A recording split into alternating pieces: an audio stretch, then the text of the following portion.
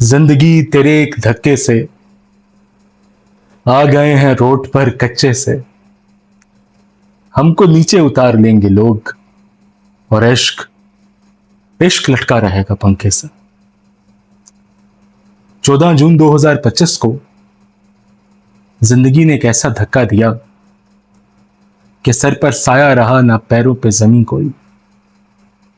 अब्बा रखते सफर बांध कर दुनिया से चले गए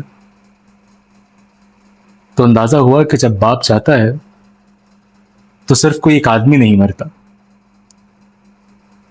आपकी जिंदगी, आपका नाम, आपकी शनाख्त खत्म हो जाती है। मुझे मेरे अपने नाम के साथ जब तक रशीद नहीं लगता तो पूरा नाम नहीं बनता। जमात में, दफ्तर में, दुकान में एक हम नाम हो तो कहते हैं इसका पूरा नाम क्या है। तो जिसके होने से पूरा होना था वो अब हमेशा के लिए अधूरा हो गया है। जिससे इनफरादियत थी, जिससे पहचान थी, जिसकी औलाद होने पर फख्र था, जिसका नाम लेकर हजारों काम निकलवाया करते थे, वो नहीं रहा। और दुनिया का क्या है दोस्त, कहने वाले कहते हैं अच्छा 80 साल की उम्र में गए, चलो फिर तो काफी कुछ देखकर। बेटे अब तो यही होना था।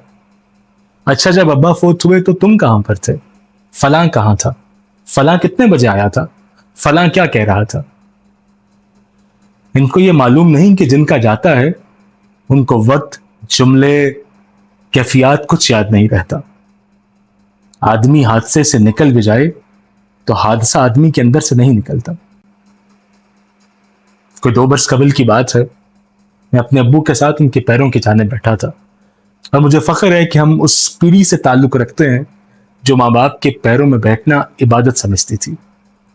खैर मौसम इंतहाई मुख्तलिफ सा हुआ। अचानक इतनी जोर से बिजली गरजी कि मैं 30-31 साल का कड़ियल जवान काम कर जोर से बोला कि हाय अल्लाह अब्बा जी, हाय अल्लाह पापा जी। तो उस लम्हे ऐन अचानक से मेरे अब्बू ने बड़े तहम्मुल से मेरा हाथ थामा और मैंने महसूस किया कि उनके चेहरे पर कोई बुजुर्गी, कोई नहीफपन, कोई बीमारी नहीं है। उस लम्हे वो सिर्फ एक बाप था, वो 80 साल का बाप जो आज भी अपने जवान बेटे को बिजली की आवाज से बचाने के लिए अपनी हर चीज बजाने को तैयार था। ये होता है बाप।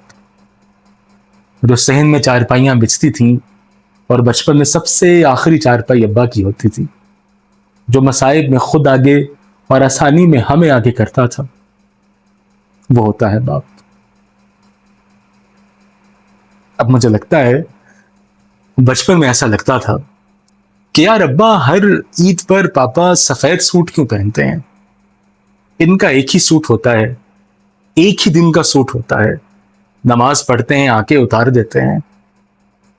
पर अब मुझे लगता है कि अब्बा का एक ही सूट नहीं था, एक ही रंग पसंद नहीं था, उनके पास मौजूद ही एक रंग था। क्योंकि सारे रंग तो बाप, माँ बाप अपनी औलाद पे निछावर कर देते हैं। खुद बेरंग होकर हमें सतरंगी करने वाला आदमी था वो। और वो सिर्फ हमारे लिए नहीं, अपने शागिर्दों के लिए एक ऐसी हस्ती थी कि आज भी लोग आते हैं घर में ताजियत के लिए तो देखते हैं, बात करते हैं कि वो दानिश का मंबा यहीं पर कहीं है, मगर मुड़ के तकने को तू ही नहीं है। असल सोग तीसरे दिन के बाद शुरू होता है, जब घर से देगों की खुशबू, बर्तनों की छन छन, आने वालों के वैन खत्म होते हैं। तो फिर कमरे में मां की सिसकी की आवाज आती है। फिर जायनमाज पे कभी कोई गिड़गिड़ाता है, कभी कोई अब्बा के लिहाफ को ओढ़ कर सोता है तो समझता है कि उनकी बाहों में आ गए। अब जिंदगी यकसर बदल जाती है। अब हमारे घर में हर त्योहार का, हर खुशी का आगाज उनकी याद से होता है, आंसुओं से होता है।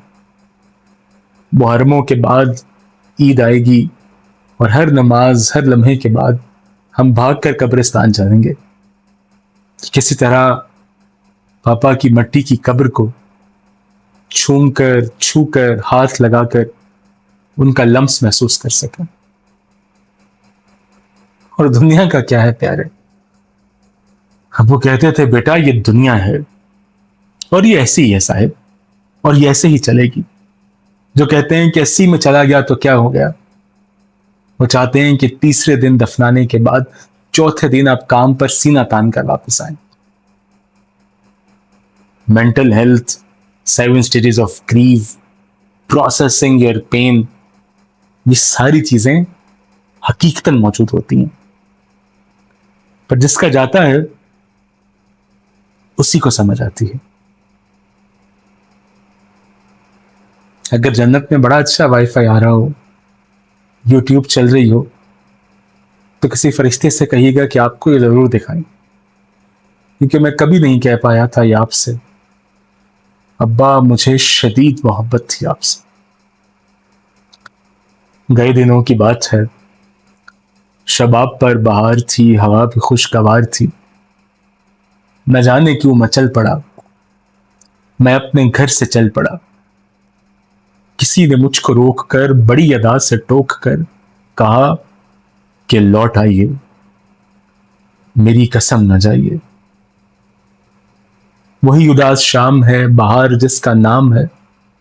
چلا ہوں گھر کو چھوڑ کر, اب وہ نہیں جو روک کر بڑی ادا سے ٹوک کر کہے کہ لوٹ آئیے, میری قسم نہ جائیے.